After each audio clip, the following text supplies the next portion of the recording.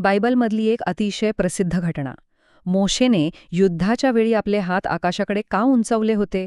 वरवर पाहता असं वाटतं की ती फक्त एक साधी आशीर्वादाची कृती असावी, बरोबर. पण थांबा, यामागे खरंच काहीतरी वेगळं आणि थोडं धक्कादायक रहस्य दडलेलं आहे. आजच्या या विश्लेषणात आपण याच रहस्याचा पडदा उलगडणार आहोत. चला तर मग थेट मुद्द्यावर येऊया. अमालेकी लोकांविरुद्धच्या त्या भयंकर युद्धात मोशेने आपले हात नक्की का उंचावले?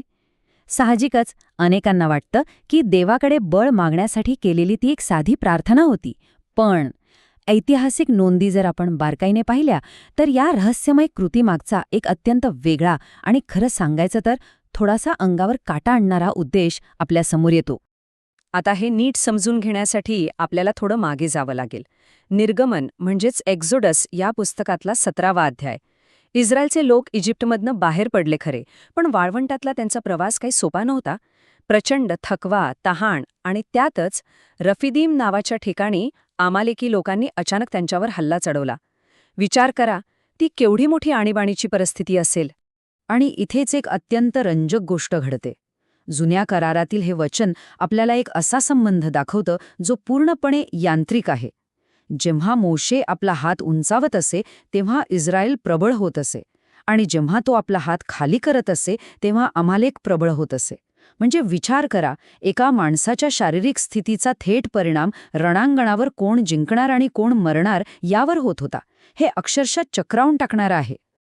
बरं, आता ह्यामागचा खरा अर्थ शोधायचा असेल तर आपल्याला जुन्या करारातील काही संदर्भ पाहावे लागतील.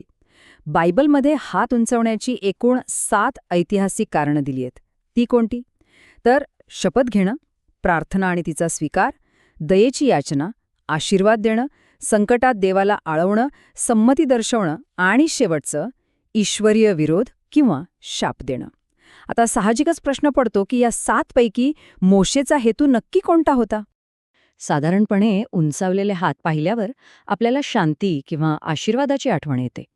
उदाहरणार्थ अहरून इस्रायल लोकांना आशीर्वाद देण्यासाठी याच कृतीचा वापर करायचा. पण मोशेच्या बाबतीत मात्र गोष्ट थोडी वेगळी होती. इतिहास साक्षी आहे की जेव्हा जेव्हा मोशेने आपले हात उंचावले तेव्हा त्याचा संबंध शांतीशी नव्हता, तर तो थेट न्यायाशी आणि विनाशाशी जोडलेला होता. मोशेच्या या कृतीचा ट्रॅक रेकॉर्डच मुळात अत्यंत विनाशकारी राहिला आहे. याचा पुरावा पाहायचा असेल तर इजिप्तमधल्या या 5 घटना आठवून पहा. मोशेने हात उंचावला आणि 1. पाणी रक्तात बदललं. 2. आकाशातून गारांचा पाऊस पडला. 3. सगळीकडे टोळधाड आली. 4. सलग 3 दिवस घनघोर अंधार पसरला. आणि 5. तांबडा समुद्र दुभंगून थेट इजिप्शियन सैन्यावर कोसळला. या प्रत्येक वेळी मोशेने हात पुढे केल्यावर तिथे थेट विनाश आणि महाभयंकर लष्करी संहार ओढवला होता. आणि हे सगळं एक गोष्ट अगदी स्पष्ट करतो. मोशेसाठी आपला हात आणि काठी आकाशाकडे उंचावणं ही काही देवाला केलेली मदतीची याचना नव्हती, मुळीच नाही. तर तो नैसर्गिक आपत्ती ओढून आणणारा एक अधिकृत आदेश होता. तुझा हात आकाशाकडे उंचाव म्हणजे इजिप्तवर असा अंधार पसरेल जो हाताला जाणवेल. हे वचन ऐकल्यावरच मोशेच्या त्या कृतीमागचं भयंकर सामर्थ्य आणि अधिकार आपल्याला समजून येतो. आता अमालेकी लोकांचा सामना करण्यापूर्वीची ती शेवटची घटना थोडी आठवूया. तांबड्या समुद्राच्या वेळी मोशेने इजिप्तमध्ये शेवटचा हात उंचावला होता.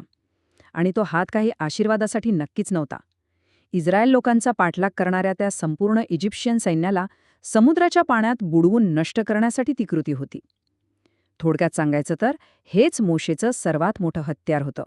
तर मग त्या डोंगरावर उभं राहून हात उंचावण्याचा खरा अर्थ होता तरी काय?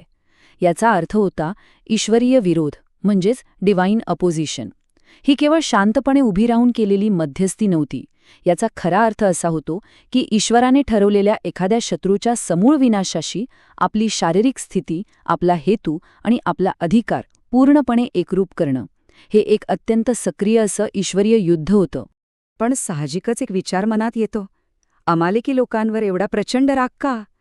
अनुवाद म्हणजेच ड्यूटरोनॉमीच्या 25व्या अध्यायात याचं उत्तर मिळतं. इस्रायली लोक प्रवासात जेव्हा अत्यंत थकलेले, तहानलेले आणि कमकुवत होते तेव्हा अमालेकी लोकांनी मागून त्यांच्यावर अत्यंत भ्याड हल्ला केला. त्यांनी कोणतीही दयामाया दाखवली नाही आणि हाच तो अक्षम्य अपराध होता ज्याची शिक्षा त्यांना मिळणं गरजेचं होतं. या गुन्ह्याची शिक्षा किती कठोर होती हे या एका वचनावरून लगेच समजतं. मी आकाशाखालून अमालेकचं नाव पूर्णपणे पुसून टाकीन या वाक्यातलं गांभीर्य लक्षात घ्या. देवाचा हा निर्णय अत्यंत भयंकर आणि अंतिम होता आणि डोंगरावर उभा असलेला मोशे आपल्या उंचावलेल्या हातांमधून नेमक्याच या कठोर निर्णयाशी आपली 100% सहमती दर्शवत होता.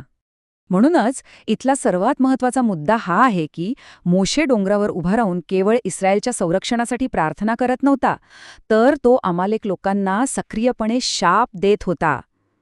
मोशेचे ते उंचावलेले हात हे अमालेकी लोकांच्या समूळ उच्चाटनाच्या निर्णयाशी असलेल्या त्याच्या ठाम सहमतीचं शारीरिक प्रकटीकरण होतं. तिथे दयेला कोणताही वाव नव्हता, हे नक्की. या सगळ्या विश्लेषणावरून शेवटी एक अत्यंत विचार करायला लावणारा प्रश्न उभा राहतो. ईश्वरीय न्याय आणि इच्छेशी आपली तत्त्व किती पूर्णपणे एकरूप असायला हवीत, विशेषतः जेव्हा चुकीच्या आणि अन्यायी गोष्टींना संपूर्ण आणि कठोर विरोध करण्याची वेळ येते, तेव्हा तसं करण्याचं धैर्य आपल्यात असतं का? हा प्रश्न नक्कीच अंतर्मुख करणारा आहे. या सखोल विश्लेषणात सहभागी झाल्याबद्दल मनःपूर्वक धन्यवाद.